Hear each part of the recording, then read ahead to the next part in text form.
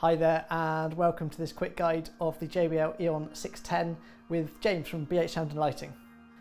Once you have set up the speaker, you have your power and your power switch here. Just plug that in with the cable that we've provided and switch it on. Now you have the speaker on, I'll show you really quickly how to use it. On the back of the speaker you have a 2-channel mixer which feature XLR and jack inputs combined in one. So channel 1 and channel 2. With the aux cable that we have provided, you can plug the white jack into input 1 and the red jack into input 2.